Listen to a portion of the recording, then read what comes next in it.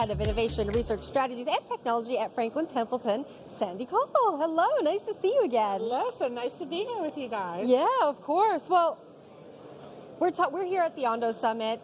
I know that Franklin Templeton has joined the Ondo ecosystem. Yes. Talk to us a little bit about what that means to be in an ecosystem with so many TradFi firms like your own and so many innovative protocols, new layer ones, people who are, doing things quickly and breaking things. Yeah. Well, so first off, we're very committed to helping this whole ecosystem grow, right? Franklin Templeton has been an early pioneer.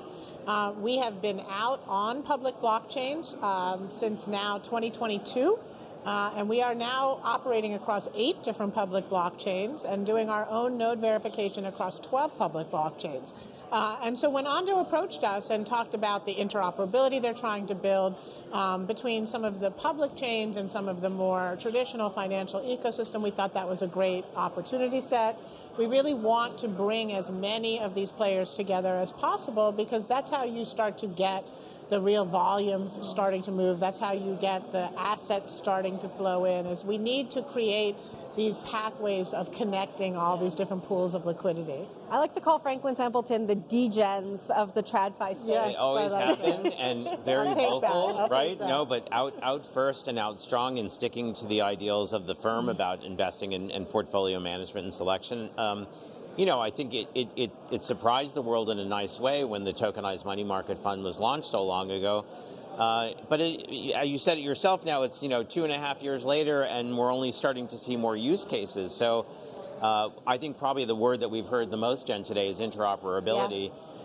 Interoperability and visibility into underlying assets and compliance and things like this are things that are required. That's right. But many public decentralized blockchains don't really offer that. So how critical is today's announcement to helping advance the cause of your products? Yeah, well, first off, when you've been working across multiple chains, you really start to realize that not every chain is the same, right? And we have had to really develop our own frameworks for how do we allocate transactions, how do we think about the order sizes, how do we think about the client initiating the order, what is the right chain to put their trades onto, is the client themselves expressing a preference? So there's a great degree of complexity operating across multiple chains that we have been really navigating on our own.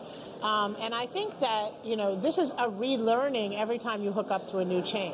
So this idea that there could be someone else helping accelerate that speed of learning, I think could be very helpful for the ecosystem.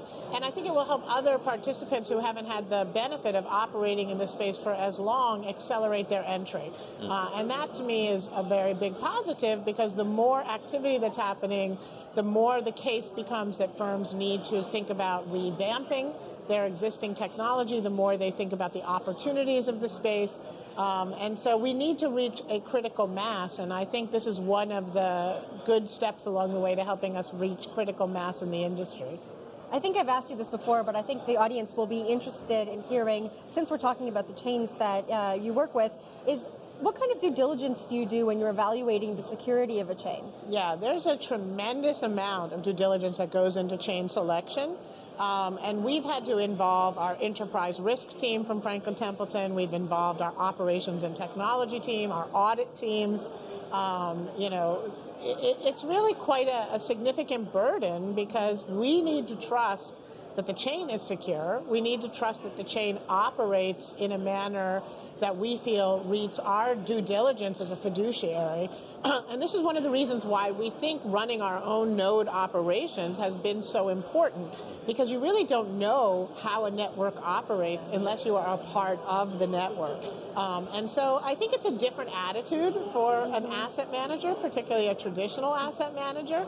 But I think that, we have always been very innovative, and we understand that you need to be part of an ecosystem to really understand how that ecosystem works. It's a great point, because when you think about people who are trying to invest in digital assets because they think this chain or that chain is going to succeed, is going to prevail, virality is not enough, right? That's right. You need sustainability, ultimate plans, strategy, interoperability.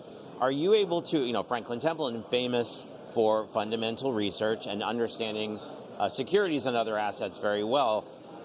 To what extent are you able to share some of these thoughts and findings about ranking or using blockchains with your investment team, and does it help inform their investment process? 100%. So our investment teams really work hand in glove with our operational teams to understand, is everything the network is saying true? Are we finding a different experience? How are the volumes actually growing versus what we hear from the chains themselves they expect to grow? It's a great source of data. It's a great source of intelligence. And our investment teams are intimately incorporating all of these insights we get by operating into the ecosystem into our token level research, right? And so, even the way that the token pool is allocated among the community, when the unlocks are, what voting rights come along with them, these are all big considerations that we have in figuring out the value of a token. And what we're going to be putting into our own portfolios, because we trade multiple multi-coin portfolios at Franklin Templeton, and we want to make sure that we're picking those coins that we believe and through our own experience prove that they really do have the growth potential. I want to come back to that security and due diligence piece for just a second. It sounds like there's a lot of resources put towards making sure something is secure and safe. Do you think that's a hindrance towards other more established firms taking the same approach? Well, I think that any time an established player expands into a new market, into a new geography, into a new product set, there's a tremendous amount of setup and work that has to go into it. And this is something that these organizations, Franklin Templeton is 77 years old. We've been doing this for a long time, and so you get very good at doing this types of due diligence. The exciting thing with the digital ecosystem is that it's been creating new types of due diligence that no one had ever thought about before. So how do you due diligence a staking protocol? How do you due diligence a proof of work protocol, right? These are things that we've had to kind of figure out, and I think that it really gives us an edge in how we choose to invest in this space. One thing that we've learned over the last couple of years is that paving the way to retail or advised money in the United States, it's a rough path to go down unless there are ETF wrappers, and maybe ETFs are able to do some things they're definitely not able to do others. What would you like to see in terms of paving the last mile to U.S. investors so that they can get the benefit of the fundamental research and active selection you do at Franklin Templeton? So I think that there's a few things that can happen, right?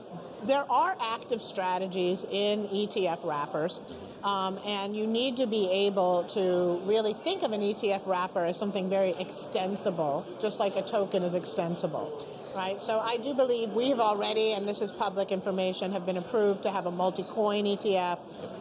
That multi-coin ETF will continue to add coins over time as we increase our product set.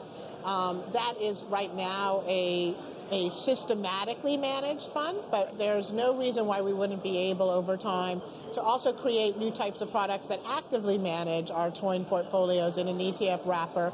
And until we kind of see more progress on the infrastructure side from the traditional firms, the ETFs really do provide such a beautiful bridge because they can commingle assets with the traditional equity and bond portfolios that most investors already hold. And indeed, we're starting to work our crypto ETFs into our model portfolios to really provide that diversified exposure and work our crypto ETFs into our benchmarks for those model portfolios so that you're really benchmarking the portfolio against the proper blend of assets. So it's a slow process, and the ETFs are really helping move us in the right direction. But it's really been such an important stepping stone because it really is bringing the two worlds so much closer together. Sandy, thanks so much for joining us at the desk. We hope you enjoy the rest of the event.